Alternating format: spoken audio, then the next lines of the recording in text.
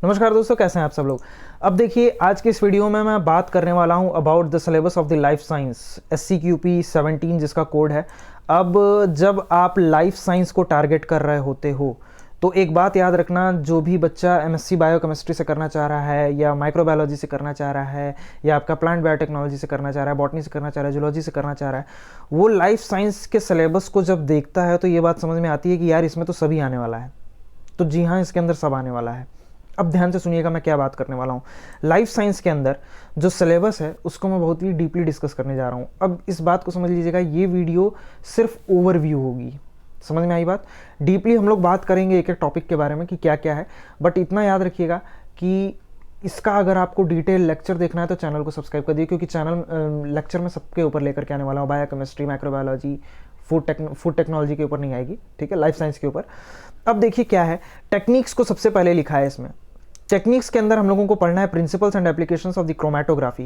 अब ये याद करो, ये क्रोमेटोग्राफी आपकी बॉटनी में भी है, टेक्निक्स में पढ़ना है, फिर आपको अप्लाइड माइक्रोबायोलॉजी के लिए भी पढ़ना है, सबके लिए पढ़ना है, ठीक। स्पेक्ट्रोस्कोपी है, माइक्रोस्कोपी और इलेक्ट्रोफोरेसिस। इलेक्ट्रोफोरेसिस तो भाई सबका ही फेवरेट है। Centrifugation, blotting techniques. ब्लॉटिंग में आपको बेसिकली वही पढ़ना है, सदर्न ब्लॉटिंग पढ़नी है, नॉर्दर्न पढ़नी है, वेस्टर्न पढ़नी है, ठीक है। PCR and radio isotope techniques.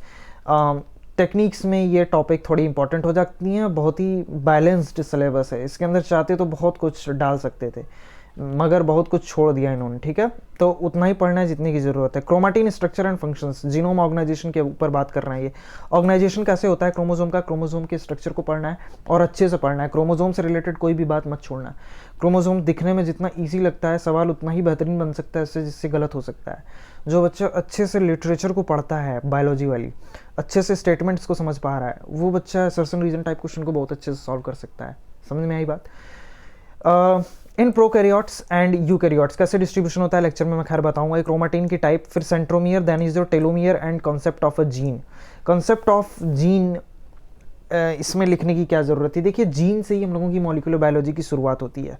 तो आप अगर जीन का कॉन्सेप्ट नहीं रेडी है तो आप DNA को नहीं समझ पाओगे। DNA फिर कैसे बना रहा है आपका mRNA, फिर प्रोटीन कैसे बन रही है, तो ये आप नहीं समझ पाओगे। तो आपको जीन का कॉन्सेप्ट तैयार होना चाहिए। अब उसमें कौन कौन सी जीन होती हैं, जीन की भी बहुत सारी वैरायटी होती है, वो भी आप चैनल को सब्सक्राइब किए रखिए, मैं इसमें बताऊंगा आप लोगों को लेक्चर में।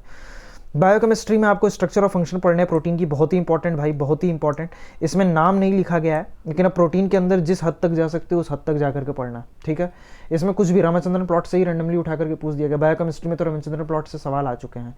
हाइड्रोपैथी प्लॉट जो होता है अमीनो एसिड्स के लिए, उससे भी सवाल आ चुके हैं, ठीक है। ये तो 2022 वाले में ही आया था बायोकेमिस्ट्री में। DNA और कितने टाइप ऑफ DNA होते हैं उसको पढ़ना है। कार्बोहाइड्रेट्स के बारे में पढ़ना है। लिपिड्स, अब देखो लिपिड्स कोर में भी आ सकती है, कहीं से भी आ सकती है, बात समझ में आई। तो दोस्तों लिपिड के बारे में ये सारी चीज़ें आपको पता होनी चाहिए। उसके बाद है दोस्तों आप लोगों का, एक सेकंड दोस्तों, ये थोड़ी सी यहाँ पर, हाँ ठीक है। तो यहाँ पर दोस्तों लिपिड्स के बारे में पढ़ना है, फिर विटामिन के बारे में पढ़ना है। बायो एनर्जेटिक्स, बायो एनर्जेटिक्स में थोड़ी सी आपकी जो है थर्मोडायनेमिक्स पोर्शन आएगी, लेकिन उतना डीप जा करके मत पड़ेगा। अब ये नहीं कि लगे थर्मोडायनेमिक्स और न्यूमेरिकल लगाने, बहुत डिफरेंट अप्रोच होता है IIT JAM की बायो एनर्जेटिक्स का और CUET PG के बायो एनर्जेटिक्स का। CUET PG जो बायो एनर्जेटिक्स बना रही होती है उसमें बेसिकली आपसे थियोरेटिकल अप्रोच पे, रीजनिंग अप्रोच पे सवाल पूछती है, और वो लोग न्यूमेरिकल बेसिस पे, NAT जो होता है न्यूमेरिकल आंसर टाइप, उसके बेसिस पे वो लोग सवाल ज़्यादा पूछना चाहते हैं। बात समझ में आई। ग्लाइकोलिसिस पे अच्छे से पढ़ लीजिएगा। ग्लाइकोलिसिस के एंड रिजल्ट, अगर वो दूसरा पाथवे पकड़ ले तो क्या हो सकता है, RBC के अंदर ग्लाइकोलिसिस चलती है या नहीं चलती है, ठीक है। ये लोग बड़ा अच्छा सवाल बनाते हैं इसके ऊपर। TCA साइकिल, ये तो भाई अब ऑब्वियस सी बात है, जैसे ही मैं ग्लाइकोलिसिस बोलना चालू करता हूँ तो TCA इलेक्ट्रॉन ट्रांसपोर्ट से और ATP सिंथेसिस यानी ये ऑक्सीडेटिव फॉस्फोरिलेशन अपने आप ही चलता है। क्लास 11 से पढ़ते आ रहे हैं, NCERT याद आ रहा होगा आप लोगों को। Oxidation and synthesis of the fatty acids, membrane structure and function. Basically जो बंदा बायोकेमिस्ट्री भी टारगेट कर रहा है उसके लिए ये पोर्शन थोड़ा सा रिलेटिवली आसान है। अब देखो एक बात समझो, ये मैं हर वीडियो में बोलता हूँ जब भी मैं CUET PG के सिलेबस के रिगार्डिंग बनाता हूँ, तो वो ये बात है कि आप लोग कभी भी मल्टीपल पेपर को सेलेक्ट मत किया करिए। आपको हो सकता है एक टाइम पे ये कॉन्फिडेंस आए, ये लगे कि मैं मल्टीपल पेपर भर रहा हूँ तो मैं निकाल लूँगा, एक भी नहीं निकलेगा, ठीक है। फोकस रहो। अगर एक पेपर पे फोकस करोगे तो अच्छी रैंक से निकालोगे, दोनों पे करोगे तो हो सकता है किसी तरीके से निकालो, या हो सकता है तुम्हें फेवरेट यूनिवर्सिटी ना मिले, और या तो तुम लंबे टाइम से काम कर रहे हो उसके ऊपर, BSc फर्स्ट सेकंड ईयर से ही लग गए, फर्स्ट ईयर से ही लग गए, या 8-10 महीने से ही लग गए, ठीक है। कंपटीशन बहुत कट थ्रोट है, बहुत ही ज़्यादा कट थ्रोट है। बस अगर ये अप्रोच आप लोगों ने रख लिया कि बस मैं नहीं पढ़ रहा हूँ यार, बाकी सब लोग पढ़ रहे हैं, तो मैं लिख के दे रहा हूँ कि आप लोगों का बहुत अच्छा परफॉर्मेंस होगा। जिस दिन ये बैठ गया ना दिमाग में कि नहीं मैं ही नहीं पढ़ रहा हूँ, बाकी सब तो पढ़ रहे हैं, खुद ब खुद बैठ करके पढ़ोगे, किसी मोटिवेशन की जरूरत नहीं पड़ेगी। समझ में आई बात? उसके बाद है दोस्तों बायोटेक्नोलॉजी। इसके अंदर रिकॉम्बिनेंट डीएनए टेक्नोलॉजी, ठीक है, रिकॉम्बिनेंट डीएनए टेक्नोलॉजी के ऊपर सवाल अच्छे अच्छे बनेंगे। वेक्टर, PUC 19, PBR 322 पढ़ाते पढ़ाते तो मेरी एकदम जुबान सेट हो चुकी है इसके ऊपर। ये बहुत ही इंपॉर्टेंट है क्योंकि IIT एग्जाम का भी है, अभी दे करके निकलेंगे आप लोग तो फिर समझ में आएगा। Principle of the gene cloning application पढ़ना होता है बायोटेक्नोलॉजी का इन मेडिसिन। देखिए नाम स्पेसिफिक लिख रखा है, इंडस्ट्री और एग्रीकल्चर के अंदर, animal and plant cell culture. तो ये आप लोग बहुत ध्यान से देख लीजिएगा, इसके एप्लीकेशंस पे सवाल बहुत ही तगड़े तगड़े पूछे जाएंगे। समझ में आई बात?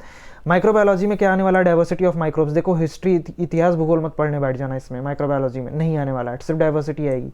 बैक्टीरियल रिप्रोडक्शन आएगा, एंटी माइक्रोबियल एजेंट्स आएंगे। अब एंटी माइक्रोबियल कौन कौन से एजेंट्स होते हैं? Significance of the microbes in the industry and agriculture, antigen और एंटीबॉडी। बेसिकली इम्यूनोलॉजी को इन्होंने अलग से नहीं इंक्लूड किया, इसी के अंदर इंक्लूड कर दिया है। कॉम्प्लीमेंटेशन सिस्टम और कॉम्प्लीमेंट सिस्टम जिसको बोलते हैं, ये जरूर आएगा, ठीक है। MHC मॉलिक्यूल्स वगैरह भी आएंगे। C3b कैसे काम करता है, ठीक है। बैक्टीरिया पेनिट्रेशन, चलिए ठीक है मैं बाद में बताऊंगा आपको। Immunity, vaccines. देखो यार वैक्सीन्स इन लोगों की बहुत ही फेवरेट टॉपिक रही है। वैक्सीन्स के ऊपर ये लोग सवाल बहुत अच्छा अच्छा दे देते हैं, बाई नेम सवाल दे देंगे, आप लोगों को मैच द कॉलम में मिलाना पड़ता है, ठीक है।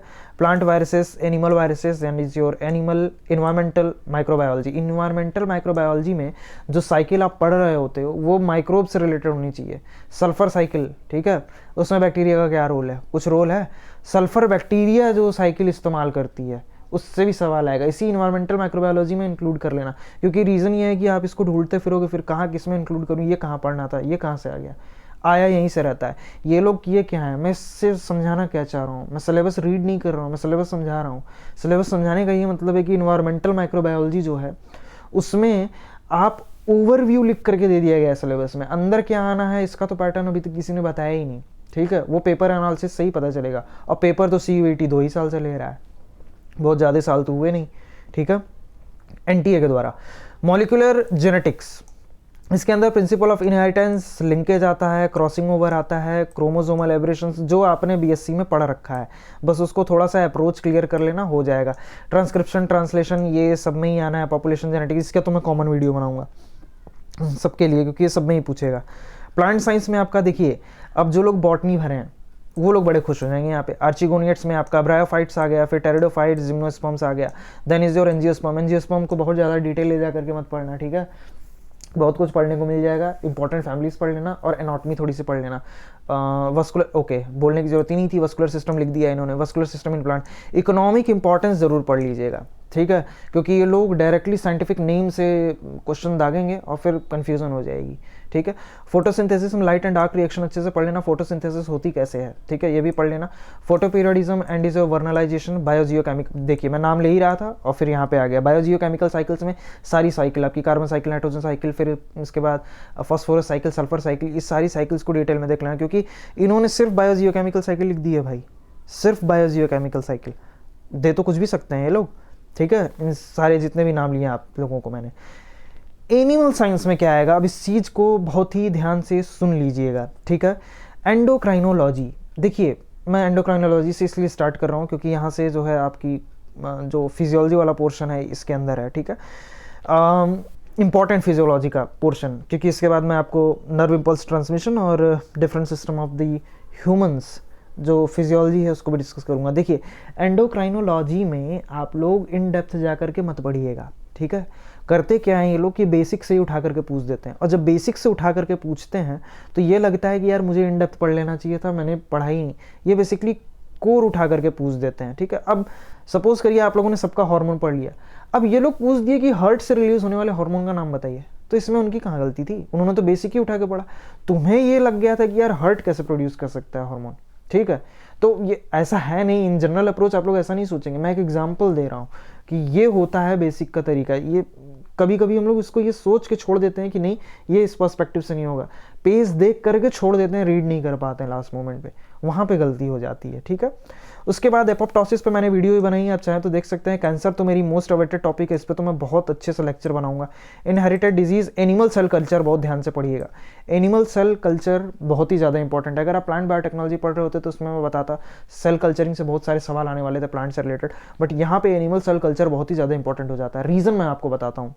देखिए, जब भी आप लाइफ साइंस से कहीं भी एडमिशन ले रहे होंगे तो आप अलग अलग इंस्टीट्यूट में एडमिशन ले रहे होंगे, कुछ अप्लाइड पे काम कर रहे होंगे, कुछ प्योर पे काम कर रहे होंगे। अब जो बच्चा अप्लाइड में लेना चाहता था तो उसको तो इसका आइडिया होना चाहिए ना, एनिमल सेल कल्चर क्या होता है, सेंट्रीफ्यूगेशन कैसे होता है, इलेक्ट्रोफोरेसिस कैसे होती है। तो ये लोग सारे टॉपिक को टच करेंगे और बहुत ही बैलेंस वे में टच करेंगे। मैंने पेपर देखा है 22-23 का, और अगर आपने नहीं देखा है तो उसको देखिए, डाउनलोड करो पेपर, उसको देखो बहुत ध्यान से, समझ में आई बात। फिजियोलॉजी पढ़नी है, characteristics of invertebrates and vertebrates, इसमें जाएंगे ये लोग। अप्रोच सही रखना पड़ेगा, सब नहीं पढ़ना है, अप्रोच सही रखना है हम लोगों को, तो हो जाएगा काम। Different system of the humans और नर्व इम्पल्स का ट्रांसमिशन, एक्शन पोटेंशियल पढ़ना है बेसिकली, समझ में आई बात। तो ह्यूमन डिजीजेस जरूर पढ़ लीजिएगा। देखिए, पैरासाइटोलॉजी बहुत ही ज़्यादा काम करेगी यहाँ पर। मैं पॉजिटिव एजेंट्स लिखवा दूंगा, थोड़ा सा कुछ लीवर फ्लूक वगैरह इन सबों की लाइफ साइकिल भी देख ली जाएगी। बात समझ में आई। तो दोस्तों, ये थी video regarding your life science syllabus. अगर वीडियो अच्छी लगी हो तो वीडियो को लाइक कर दीजिए, चैनल को सब्सक्राइब कर दीजिए, और दोस्तों वीडियो के एंड तक बने रहने के लिए आप सभी लोगों का बहुत बहुत धन्यवाद।